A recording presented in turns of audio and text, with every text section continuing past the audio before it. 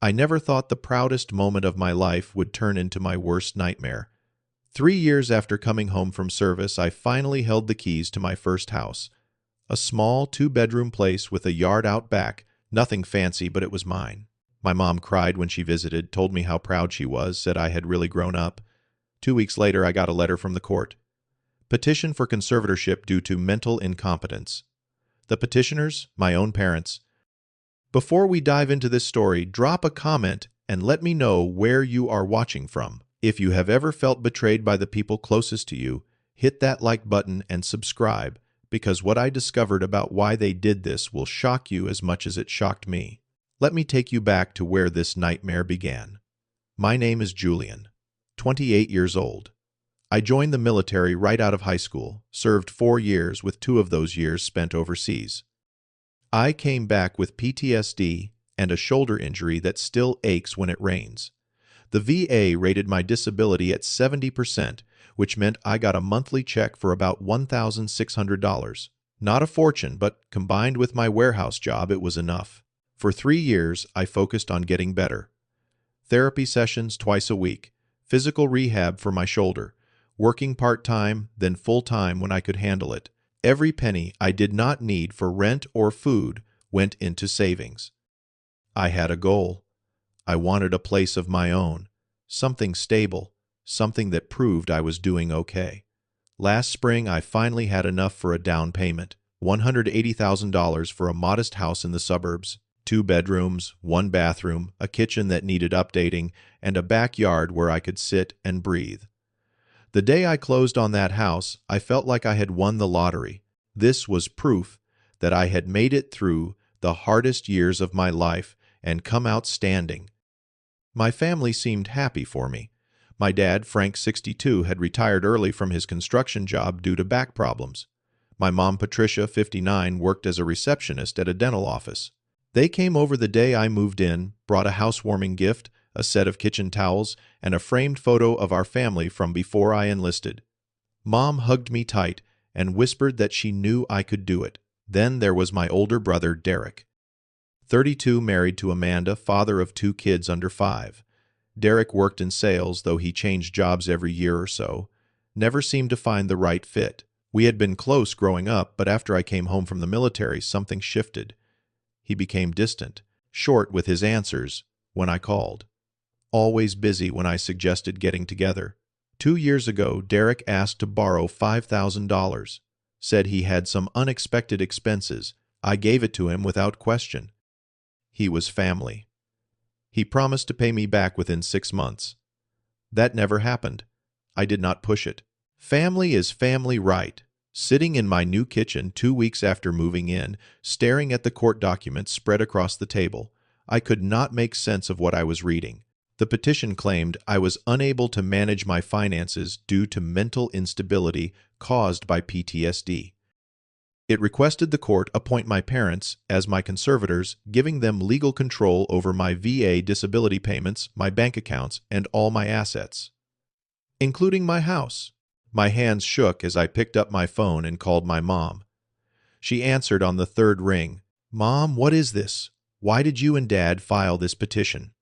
Her voice was cold, almost clinical. "We are doing this for your own good, honey. You are not stable enough to handle money." "Not stable? Mom, I just bought a house. I pay my bills on time. I have a steady job." "What are you talking about? Your father and I have talked to a lawyer. This is what is best for you, best for me. You want to take away everything I have worked for, Julian. We know what is right. You need help managing your life. I do not need help. I need my family to trust me." She was quiet for a moment. "The hearing is in 3 weeks. We will see what the judge says." Then she hung up, just like that. I sat there, holding my phone, feeling like I had been punched in the stomach. My own mother, the woman who raised me, who cried at my going-away party before I deployed, who told me she was proud, she was trying to take everything from me. I called Derek immediately. It rang 6 times before going to voicemail. I tried again. Voicemail. A 3rd time. Nothing. I sent a text. "We need to talk. Now." No response. The confusion hurt worse than anger. I could not understand why my parents would do this. Sure, I had PTSD. Yes, I went to therapy. But I was managing. I was thriving, actually. Better than I had been in years. What had I done to make them think I could not take care of myself? I knew I needed help. The next morning, I drove to a veteran legal aid organization downtown. The woman at the front desk took my information and said someone would see me within the hour. I sat in the waiting room, leg bouncing, watching other veterans come and go. Finally, a man in his 50s with graying hair and kind eyes called my name. "Julian, I am Mr. Harris. Come on back." His office was small but organized. Certificates on the wall showed he had served in the Navy. That made me feel a little better. He understood. I handed him the court documents. He read through them carefully, his expression growing more serious with each page. "This is very serious, Julian," he said, setting the papers down. "If they succeed with this petition, you will lose control of everything. Your bank accounts, your disability payments, your home. They will have complete legal authority over your life. But I do not need a conservator. I am fine. I manage everything myself. Do you have any debts? Any problems paying your bills? No. I have bank statements proving I pay everything on time. Have you had any incidents? Anything that might suggest you cannot care for yourself? No, nothing. I go to work. I go to therapy. I take care of my house. I am doing everything right. Mr. Harris leaned back in his chair. Then why would they do this? There must be something else going on. Some motivation we are not seeing yet. What do you mean? In my experience, when family members suddenly file for conservatorship over someone who is clearly competent, there is usually a financial reason. I think you need to do some investigating. Find out what is really happening here. I left his office with a knot in my stomach. Financial reason. What could that mean? I spent the next 2 days thinking about who might know something. Then I remembered Sarah. We had gone to high school together, stayed in touch over the years. She worked as a clerk at the courthouse. Maybe she could help. I called her that evening. "Sarah, I need a favor. It is really important." "What is going on, Julian?" I explained the situation. She was quiet for a moment. "That is awful. Let me see what I can find out.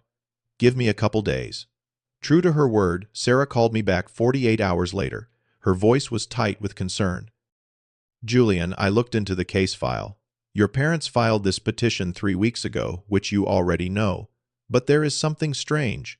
There is a letter of support in the file from your brother Derek." My chest tightened. "What does it say?" "He claims you have erratic behavior, that you cannot take care of yourself, that you need someone to manage your affairs." Julian, it is pretty damning stuff. I closed my eyes. "My own brother. There is more," Sarah continued.